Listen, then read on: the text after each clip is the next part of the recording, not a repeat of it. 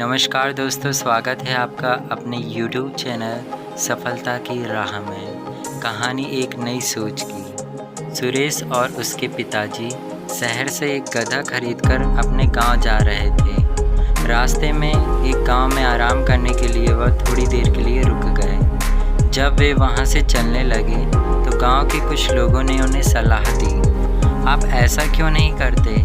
आप में से एक आदमी गधे पर बैठकर यात्रा करे और दूसरा पैदल चले।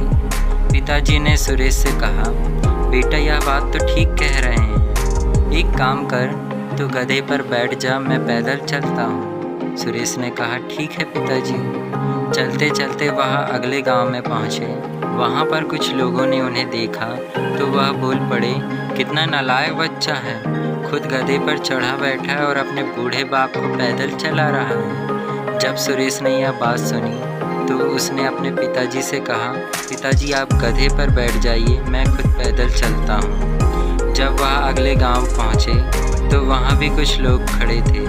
उनको देखकर गांव वाले बोलने लगे, देखो कैसा निर्दयी बाप है, छोटे से बच्चे को पैदल चला रहा है और खुद गधे पर चढ़ा बैठा है। जब पिता ने यह बात सुनी तो उसने सुरेश से कहा, बेटा तू भी गधे पर बैठ जा। चलते चलते वह अगले गांव पहुंचे। वहां भी कुछ लोगों ने उन पर टिप्पणी की कि देखो दो लोग एक निर्बल जानवर पर चढ़े बैठे हैं।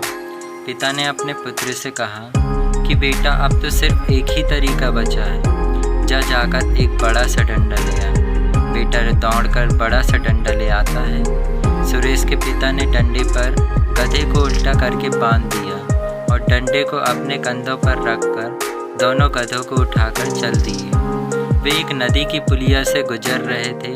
वहां से गुजर रहे दूसरे मुसाफिरों ने उन्हें देखा तो सब जोर जोर से हंसने लगे और बोले, आज तक गधे को इंसान को ढोते हुए देखा है, आज इंसान को गधे को ढोते हुए भी देख लिया।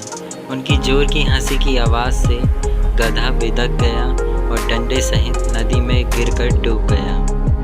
दोस्तों, यह कहानी हमें सीख देती है, हमें अपने फैसले पर भरोसा होना चाहिए।